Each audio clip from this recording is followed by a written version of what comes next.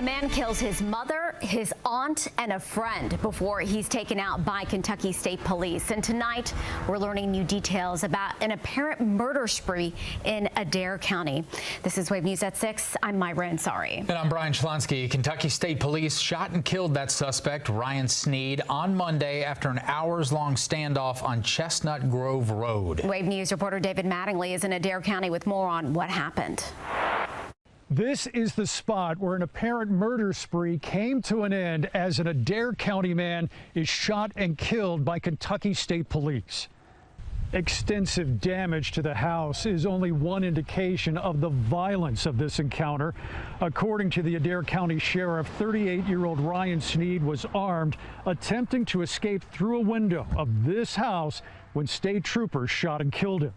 It is believed that Sneed killed his friend who lived here, 37-year-old Michael Adam Curry. This was after Sneed had already killed his aunt, 63-year-old Deborah Clark, in her Adair County home before killing his mother, 67-year-old Joy Sneed, at her home less than a mile away. This is the street where she lived, lined with vacation cabins, where front porches are equipped with swings and flags waving in the breeze. Speaking to Joy Sneed's shaken neighbors, they describe off-camera tense moments as they hunkered down, locked in their homes during the police standoff. How long were you locked down?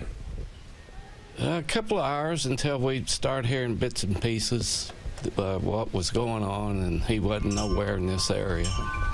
That had to be making you pretty nervous. Well, yeah, everybody down here looks out for everybody. Sneed was well known to the Adair County Sheriff. Jail records indicate 23 arrests, many of the charges connected to drugs. The standoff began when Sneed pumped more than a dozen rounds into a sheriff's vehicle as the deputy took cover. We made negotiations with him through a cell phone contact, try to come up with a peaceful solution about, hey, maybe can you come out, surrender to us, and we was unable to make him come out and surrender peacefully. Authorities say this kind of violence is rare in Adair County. The investigation is ongoing. So far, no one is offering a possible motive. In Adair County, David Mattingly, Wave News.